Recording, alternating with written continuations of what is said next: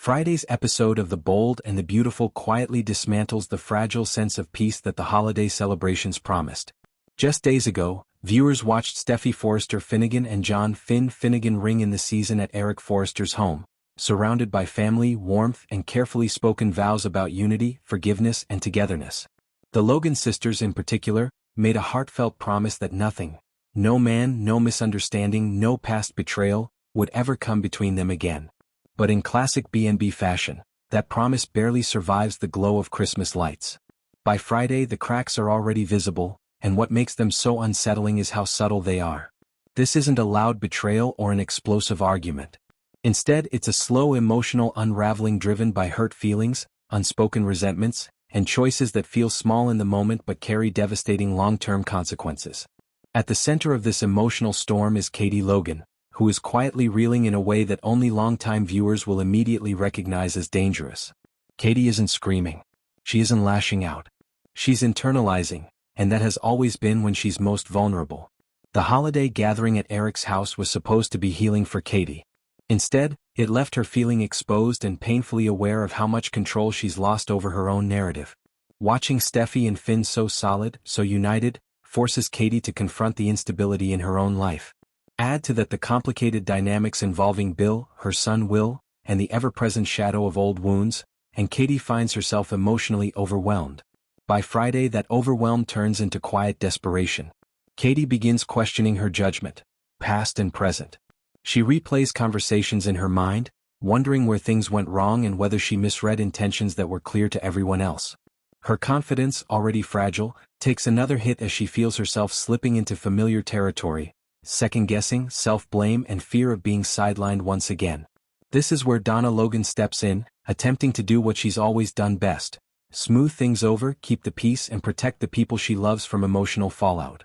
Donna's role as mediator isn't glamorous, but it's essential. She sees the storm brewing before anyone else fully acknowledges it. She notices the tension in Katie's voice, the hesitation in her eyes, the way she pulls back instead of leaning in. Donna also senses that the Logan sisters' promise of unity is being tested far sooner than expected.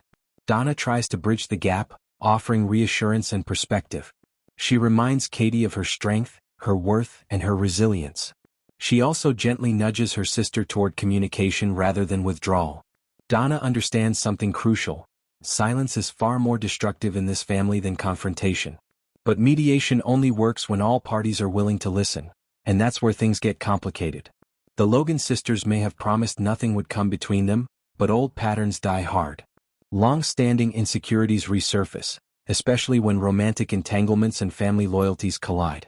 What begins as concern quickly morphs into suspicion, and what should be support starts to feel like judgment. Donna finds herself caught in the middle, trying to prevent a fracture that feels inevitable. She's painfully aware that once the Logan bond cracks, it rarely breaks cleanly.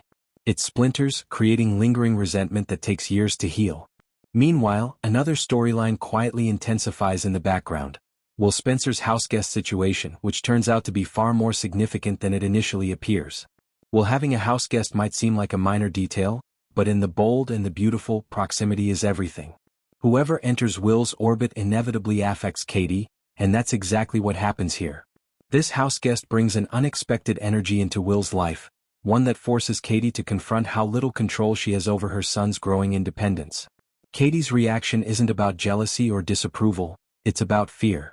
She worries about influence, about history repeating itself, about her son being pulled into dynamics he doesn't fully understand yet. And because Katie is already emotionally raw, this situation hits her harder than it normally would. What makes it worse is that she doesn't feel fully supported. She senses distance where she hoped for unity, and that perception, whether accurate or not, feeds her spiral. All of this unfolds under the lingering glow of Steffi and Finn's seemingly perfect holiday moment. Steffi and Finn remain strong on the surface, but their happiness unintentionally highlights the fractures around them. Steffi, ever confident and decisive, believes that setting boundaries and standing firm is the key to protecting her family. But those boundaries can feel like walls to people already feeling shut out. The Logan sisters' vow that nothing would come between them starts unraveling not because of one dramatic act, but because of accumulation. Small slights, unspoken fears, and emotional distance that grows with every avoided conversation. By the end of Friday's episode, It's painfully clear that the holiday peace was temporary. Donna's mediation has slowed the damage, but it hasn't stopped it. Katie is still reeling, emotionally unsteady and increasingly isolated. Will's houseguest has introduced new uncertainty into an already fragile dynamic. And the Logan sisters' bond, while not broken, is undeniably strained. What makes this episode especially compelling is its realism. There are no villains twirling mustaches, no sudden betrayals shouted across the room. Instead, The Bold and the Beautiful reminds viewers that the most dangerous conflicts are often the quiet ones, the ones born from love, fear, and unresolved pain. The promise that nothing would come between the Logan sisters wasn't a lie, was a hope. And Friday's episode shows just how difficult it is to protect that hope when old wounds are still tender and new pressures refuse to wait. As the holiday season fades, one thing becomes clear. Peace at the Forrester and Logan households is already slipping away, and the emotional fallout is only just beginning.